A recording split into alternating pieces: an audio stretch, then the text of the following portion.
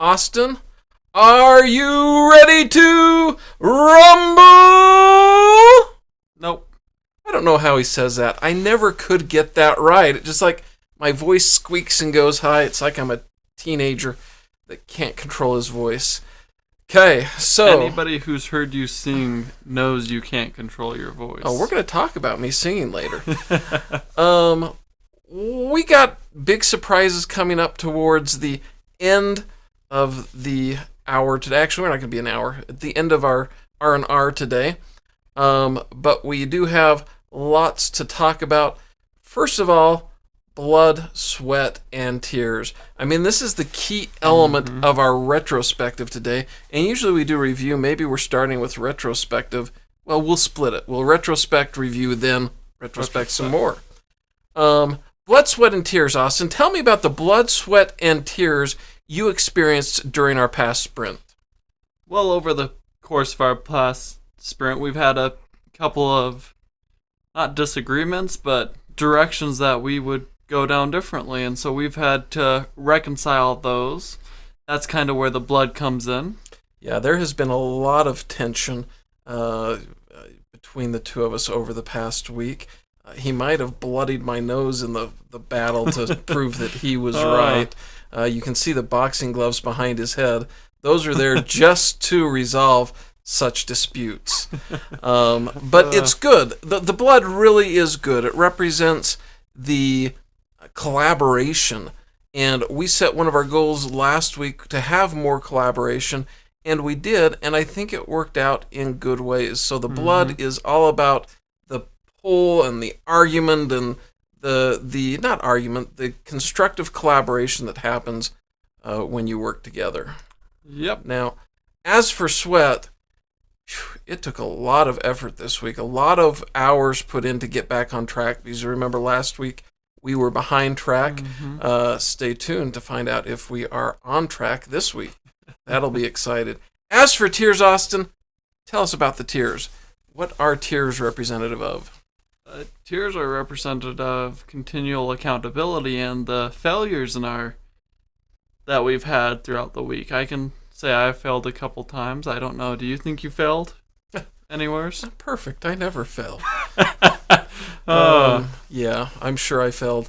The accountability is important, though. If we don't hold each other accountable, we won't succeed. And I've got to be honest with you, it's hard to call somebody out. It's hard to call your friends, your family out when they need to be called out. And so it always involves tears when we got to call each other out.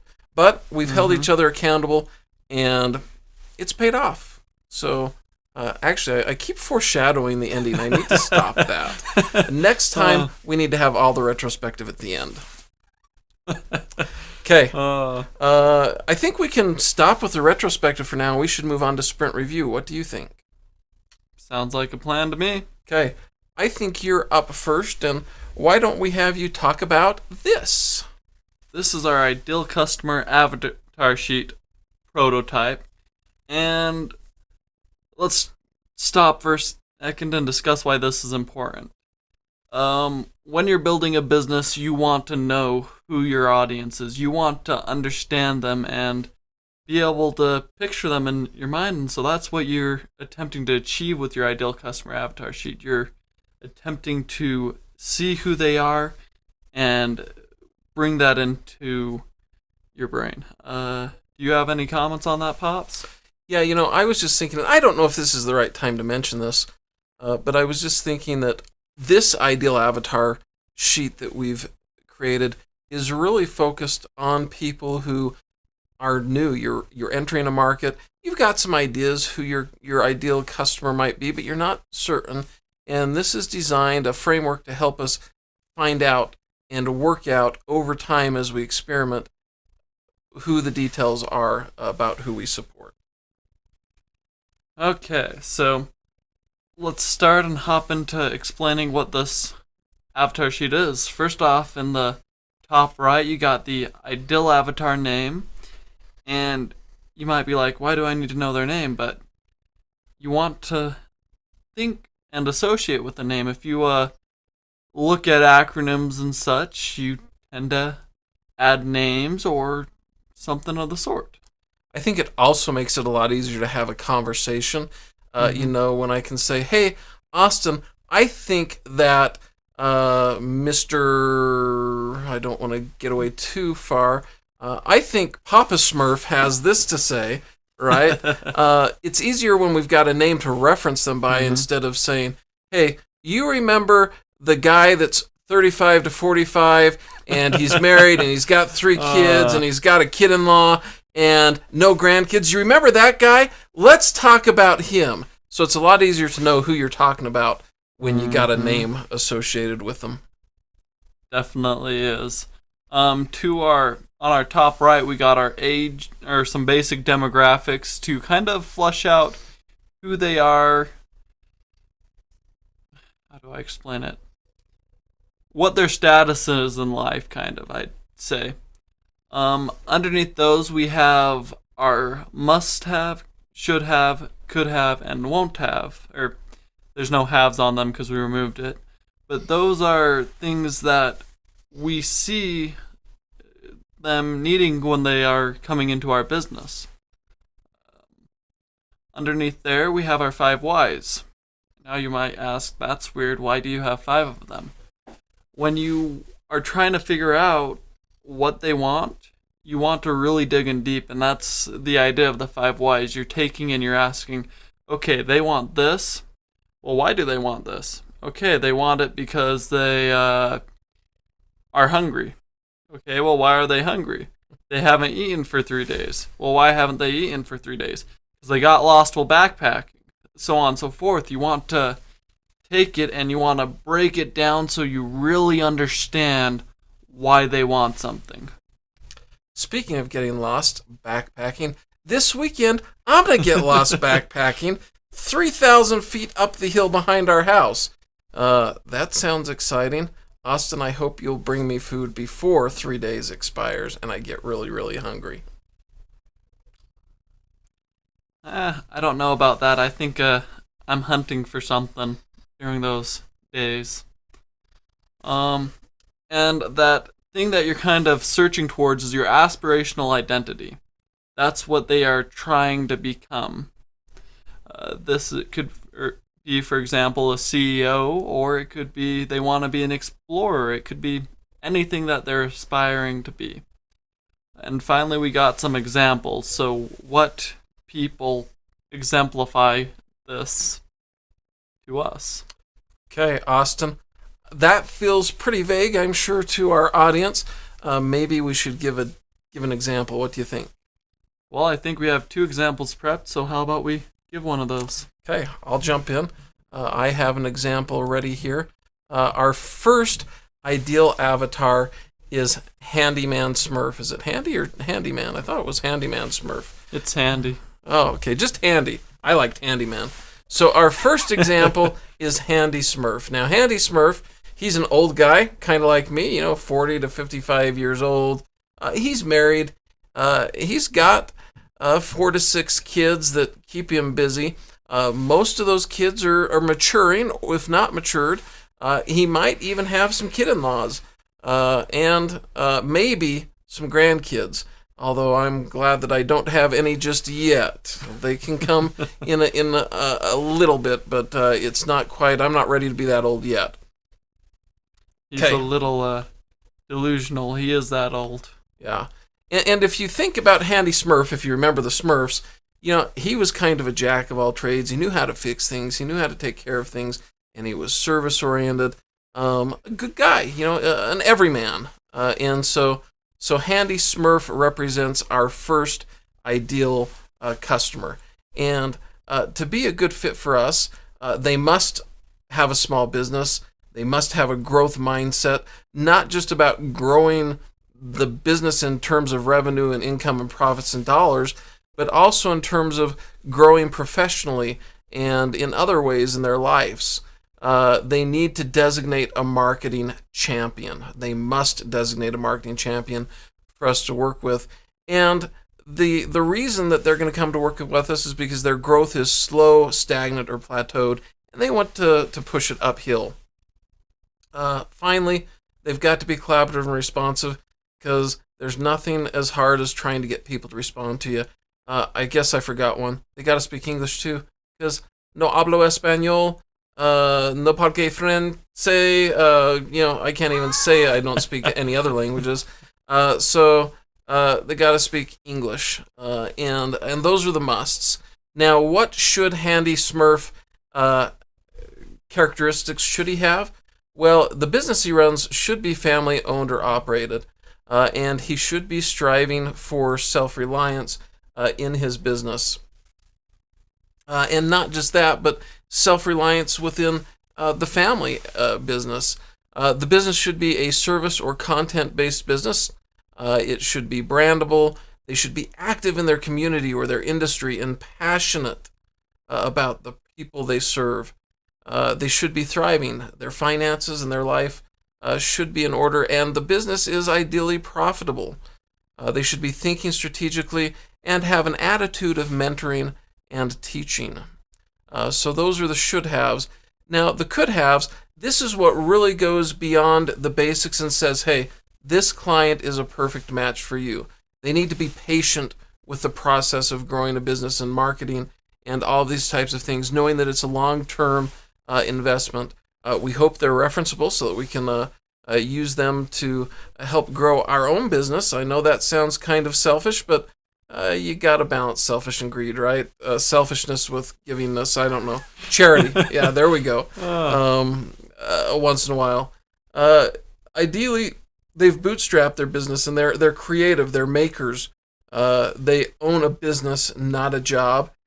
They give to others, and they're a person who serves. They're not a server.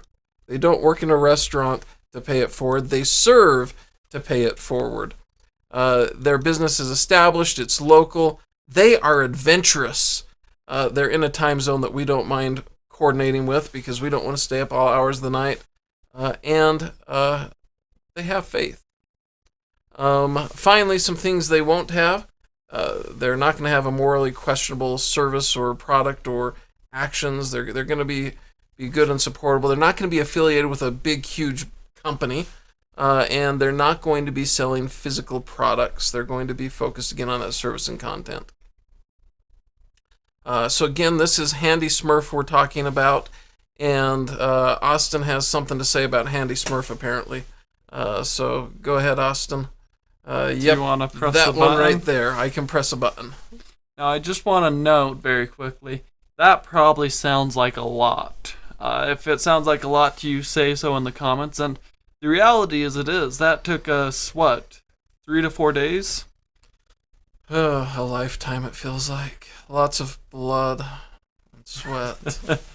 But that's all right. It's all right for that to be a lot because it allows you to really focus in who that character is. You know that they're going to have a growth mindset, and you really want them to be a bootstrap, which, by the way, means that they just built their business on the side while having a job. And so it allows you to really get in deep and understand them. Yeah, and I think also the reason there's so much there is because we recognize we have a general idea and we'll be experimenting with these characteristics and they'll evolve over time. And so this must, could, should helps us understand what's really important, what do we really must have, and where do we have some flexibility to continue exploring before we niche down too early. Okay, so the last couple of things here are the 5 whys. They want to grow a profitable business. Why? It's really about income and ultimately building wealth so that they can serve other people, because as we mentioned earlier, they want to pay it forward. And why do they want to pay it forward? Because they want to leave a legacy to bless future generations. And not just financially. We're talking about a legacy of faith, a legacy of financial aspects as well, but also a legacy of professional capability and a legacy of charitable contributions. And so this is what they're about. We determined that their aspirational identity is to be Papa Smurf. They're Handy Smurf today. They want to be Papa Smurf because they want to guide and lead the family and help them be more successful and effective and safe and secure. And Papa Smurf just seemed like a whole bunch better option than the Godfather, who may have the same intent for his family, but does it in nefarious ways that don't meet the morally questionable services, products, and actions criteria. So, some examples. Really, this probably represents James today, not the James of yesterday, 10 or 15 or 20 years ago, but the James of today. Some other examples we came up. Josh at Tailor Made Excavation is a personal. He's my brother. Let's just be honest. And so as we've watched him with his business, he represents this type of persona. Mark, who we won't tell you who that is, and we can't tell you what their business is yet because there are some things happening there, and we would be prematurely making announcements on their behalf, which we're not going to do.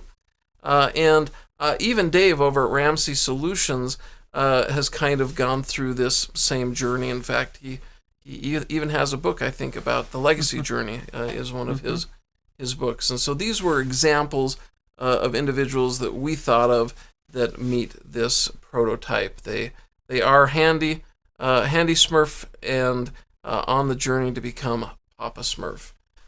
So that is what I've got, my example. Austin, do you want to cover your example real quick? Sure. My example is Brainy Smurf.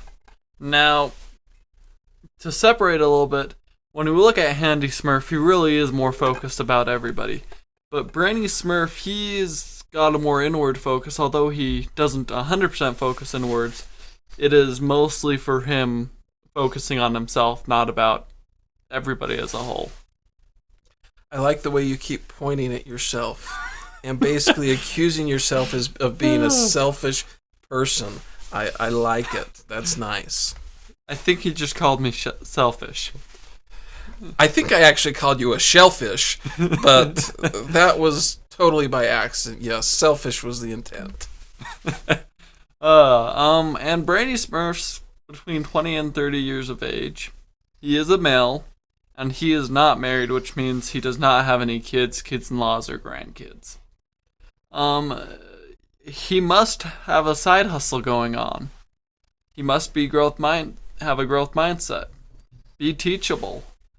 Focused, proactive. What's the difference between the growth mindset that Handy Smurf has and the growth mindset that Brainy Smurf has? Well, Brainy Smurf is more focused on the profit. He's not necessarily as focused on the learning and so on and so forth.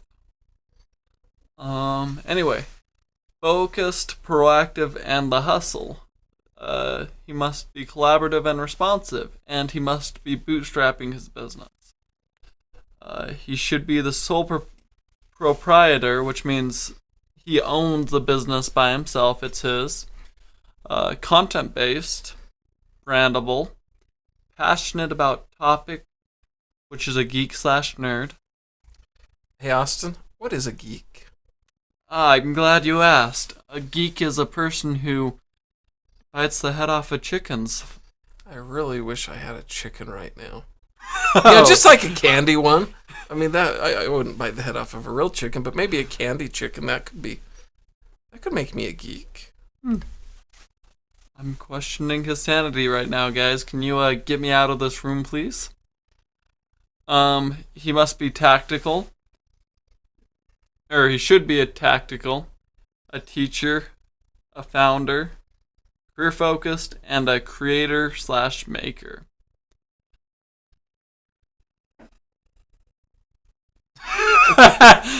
Yeah. So the question in the chat is, are we going to go through all 99 Smurfs? Not today. We're only going through 2 Smurfs today. The 2 that we picked, I guess, are our favorite Smurfs.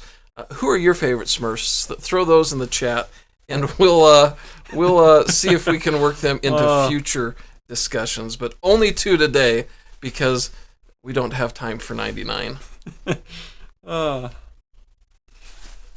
Anyway, what they could have. What is our ideal? Well, they need to be patient, but in this case, patient means be willing to follow the get-rich-slow plan. They need to have a desire to own a business and not a job.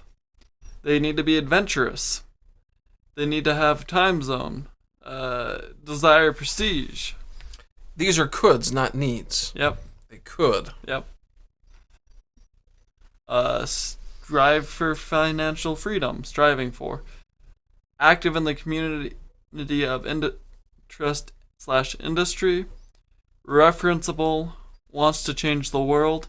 And I think there's one we forgot there, and that is a man of faith.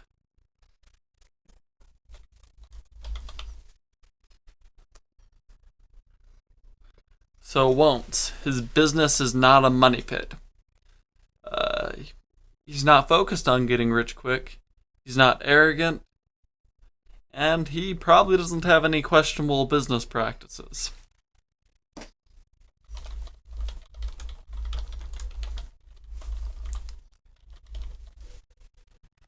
That's a nice catch.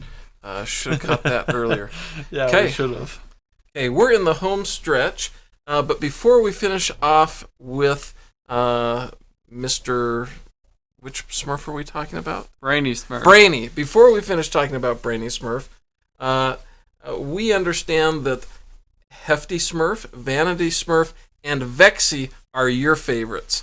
Austin, can you work them into future episodes?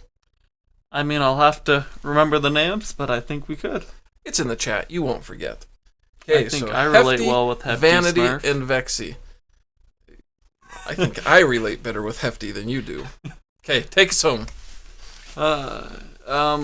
Let's look at the 5 whys. They want to be a thought leader. The reason why they want to be a thought leader is they want to have prestige. Well, why? They want to feel accomplished. Why? To experience self-worth. And why for that is because they want to be the master of their destiny. Okay, now I just want to point out here before Austin declares the aspirational identity that this is not one of the 99 Smurfs. We added 100th Smurf, because we take creative liberties from time to time, and this was one of them. Mr. CEO Smurf probably wears a suit and looks very important. I suspect he's a modern CEO who actually walks around without shoes on in the boardroom. I don't think he's one of these uptight, sooty guys. I see. Anyway, some examples are Phil at Video School Online, Who does not wear a suit. Ryan at Digital Marketer, Actually does wear a suit. and Alec at Online School of Blacksmithing. Who would melt a suit if he wore it? Oh, that would be concerning. That would.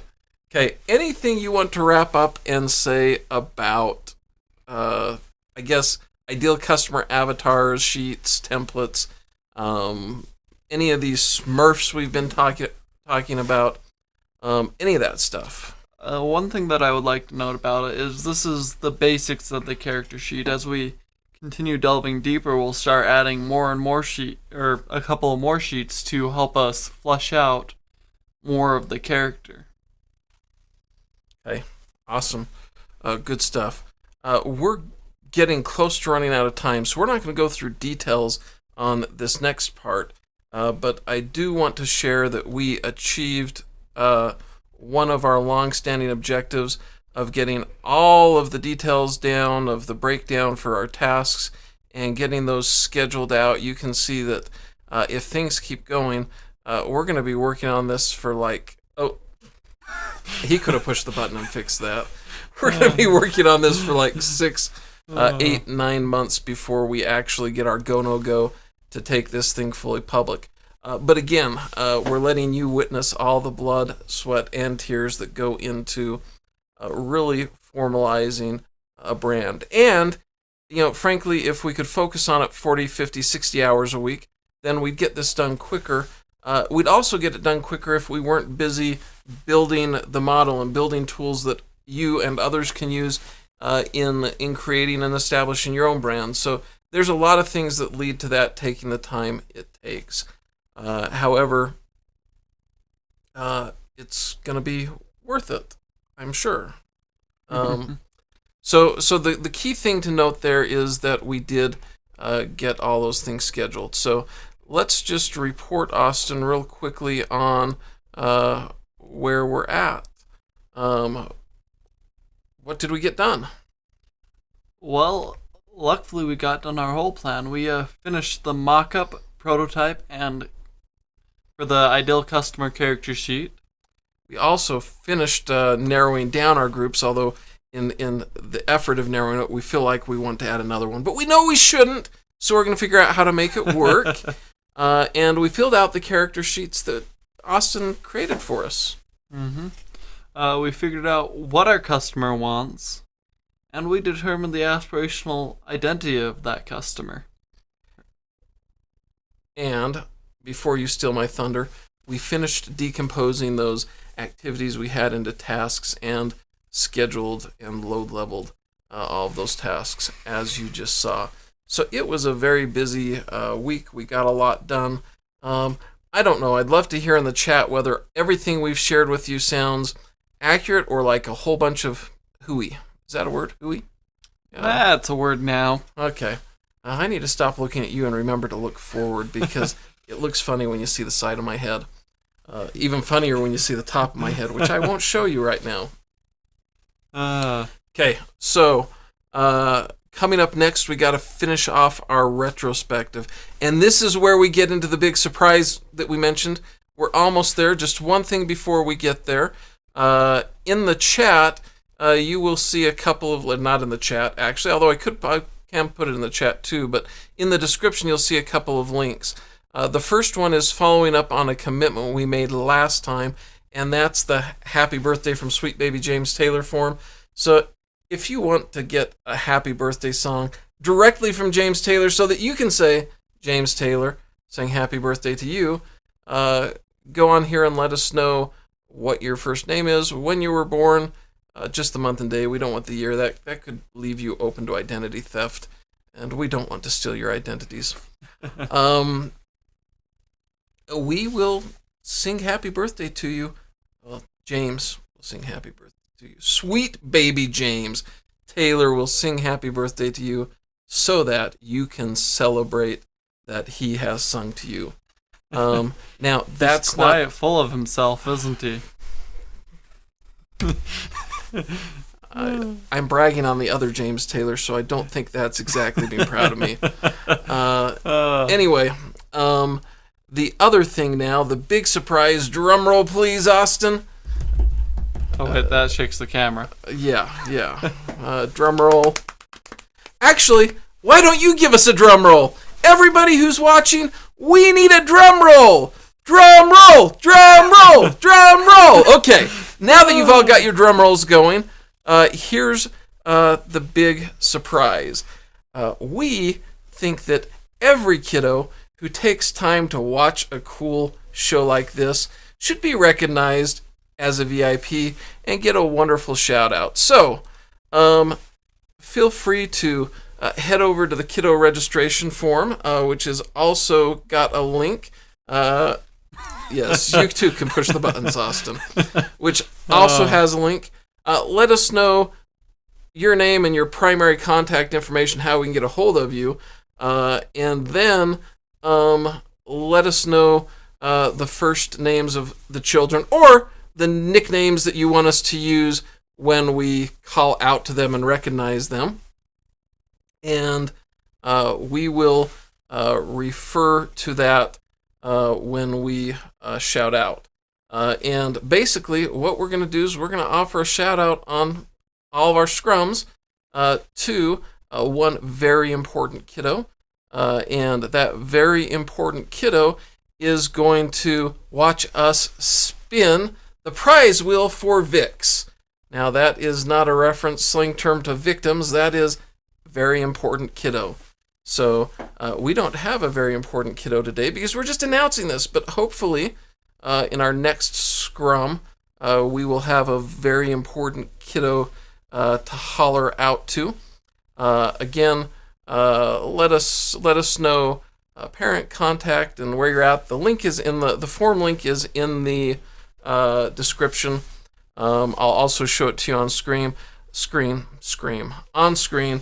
But effectively, what we're gonna do is ask Austin to click on the wheel, and He's left-handed, the guys. wheel will go round and round, and where it stops, nobody knows. If Austin had been our very important kiddo today, he would have won a ring. Hope you can hear the applause in the background. So we want to recognize and shout out to our very important kiddos as we move forward, and I hope you'll help us do that. Now, I actually need to update that form to say nickname, but I'll do that as soon as we end here. And just for reference, those links are right here, but it's much easier to get them from the description where you don't have to try to type that out. I think, Austin, that's all I've got. So I'll give it over to you. Okay, guys, we'll see you next time at 5:45 actually, and we will be doing our. Wow, you seem tired. I will be. We'll be doing our planning, and then we're just gonna say goodbye. So see you later, bootstrappers. Adios, and thank you to all the very important kiddos that watch and keep us on track every day.